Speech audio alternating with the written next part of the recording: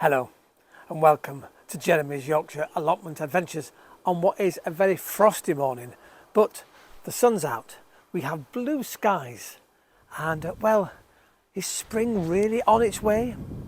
I do hope so.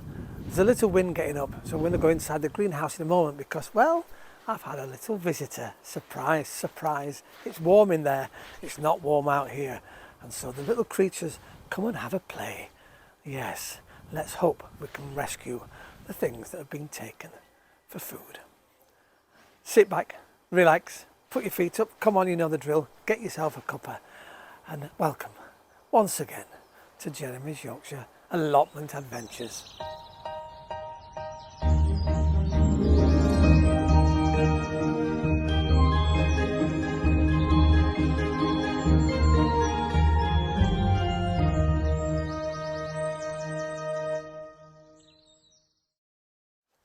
Before we pop inside, I'll show you, I've covered my garlic up. We've had that much rain over the last few days that this soil is absolutely saturated. And what I don't want to do is obviously drown the garlic bulbs, make them soggy and wet so they can't start developing. So I've popped a sheet of glass on top and a piece of plastic because the other end is open. And hopefully that just might warm the soil enough to encourage the garlic. I know they like it cold, but I don't think they like it overly wet. So I've just covered them just for a few days in the hope that we get rid of this rain. And well, luckily for us, we didn't get the snow, but I know several people in the UK did. And well, it's pushed us back a little bit again. Oh well, that's gardening for you. The surprises are always around the corner. Well, I thought I'd just sit out here basking in the beautiful sunlight, the blue skies, and listening to the birds. And of course, I've got myself a cuppa. Cheers, how nice. There really is nothing like drinking a cup of tea outside. Something about it, I don't know what. Anyway, talking tomatoes today. Not all varieties of tomatoes. I've picked 2 to grow this year. And well, what's the difference between tomatoes? I hear you cry. Oh, I don't. I'm sowing from seed. I've left it a little bit late because now we're into March, or they can continue right through to April. And so that means that these won't come through to maybe September, October time, even rather than the early June, July, August ones, which is a pity really, but that's how it goes. I can always do a little bit of, if I want to, buying from a garden centre, the ones that are already pre-grown, so I can get a few of those in first, which will keep me going until we get into the ones I've sown.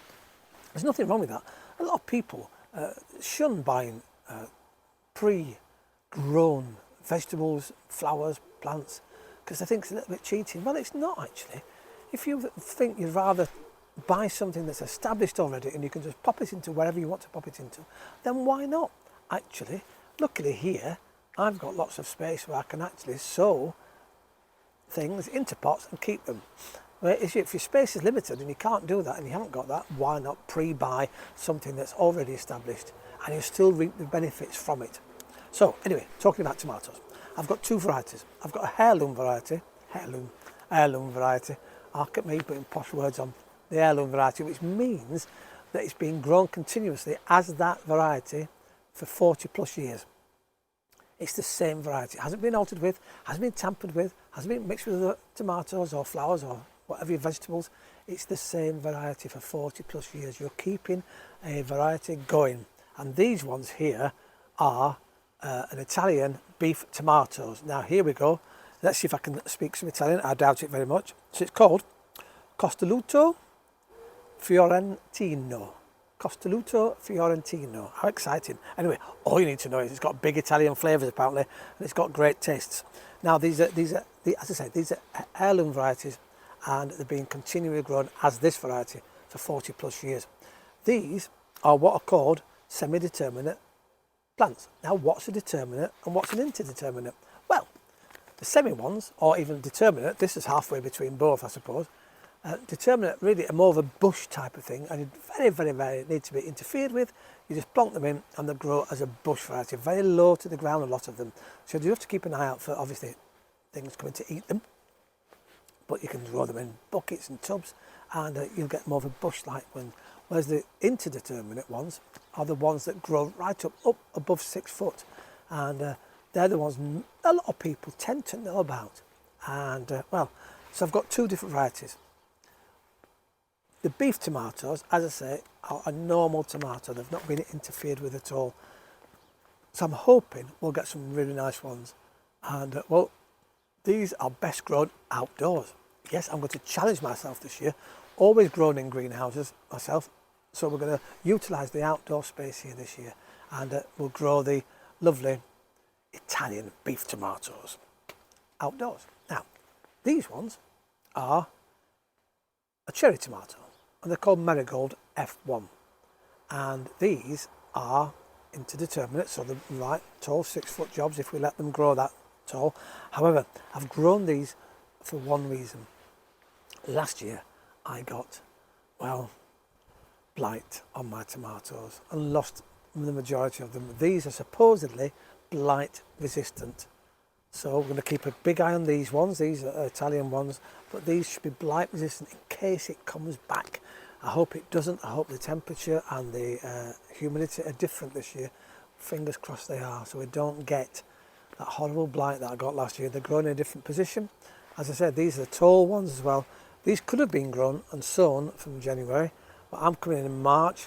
So my will harvest around September, October, August, September, October, probably, hopefully, fingers crossed we get the right ones. Isn't that exciting? 2 different varieties of tomatoes. Determinate, bush type, or semi-determinate, so maybe a tall bush, and indeterminate, which are the tall varieties. These need quite a lot of looking after, not so much the other ones. Marvellous. Right, well, while I'm sat out here, I was in the greenhouse the other day, and as I said in the introduction, I've had a little visitor. I just sown on my lovely seeds, and they're all really nice. They're going along, they're just about getting warm, they're getting a bit of moisture. And I went in one day, and well, all of my melon seeds have been dug up. Yes, just the melons. It's very peculiar. In fact, here's a photograph. Why not? And look, all the holes and the melon seeds have disappeared. But they left everything else that was growing around them. All the cauliflowers and the cabbages and yeah, everything around them, all the sprouts, left them. So the melons, the seeds themselves, must smell really sweet. Or they have some properties that attract the little, I presume it's a field mouse, because we have, well, we're allotments, so we've got bound to have little field mice around here. So what I've had to do, I've had to put them raised up away so that, well, they don't get eaten anymore. Luckily, I had some spare seeds that I hadn't sown, and they've now gone in, so fingers crossed we'll get some melons coming in the next few weeks, and they'll be popping up. Luckily my peas are coming out now, which is rather lovely. It's a time now where we can start sowing directly into the ground outside, and I will be doing that once I've started clearing. I've really wanted to have a fire, but we've had so much rain that I think what I'm going to do now is get my shredder out and shred all of the loose materials that line around the allotment, so I can get to the compost into the ground and well, start sowing. Can't wait for that one. Oh, it's glorious having the sun here on the allotment. Absolutely fantastic.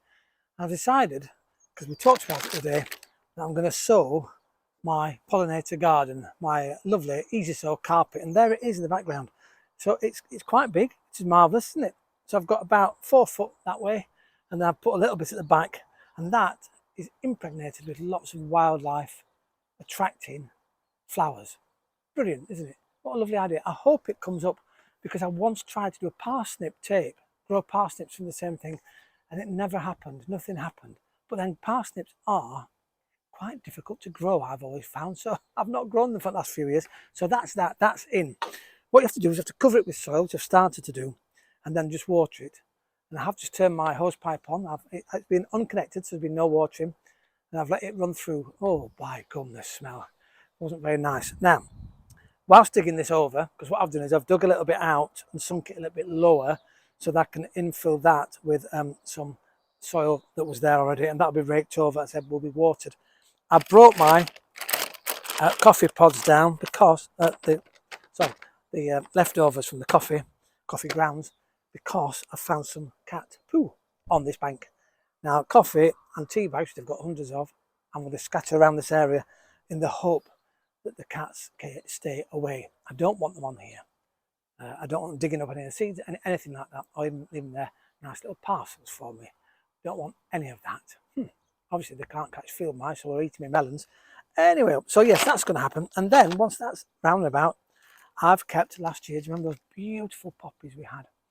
The St George's Cross poppies. Well, I saved them. Now, in this bag here and in this packet, I've got thousands of seeds and they're incredibly small. I have sown some in the greenhouse in trays, but these, when I get to them, I'm just going to scatter them over the top of the loose soil around and about in the hope that they take.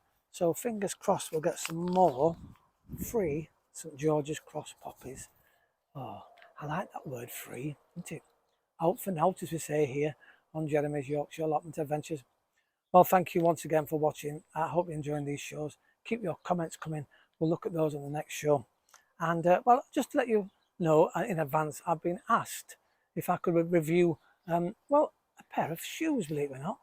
And I've been able to choose which one I like. And I looked in view of being here on the allotment because, well, don't let my good lady wife know, but I often come down to allotment in my normal shoes. I seem to have lost my gardening shoes, and so they've come just at the right time. So we'll do a little review on the next show, all about a new pair of shoes for me here on the allotment. Isn't that exciting? Asked to review. Never done that before. I hope you enjoy it, and well, I look forward to seeing you here next time on Jeremy's Yorkshire Allotment Adventures. Ta-ra for now.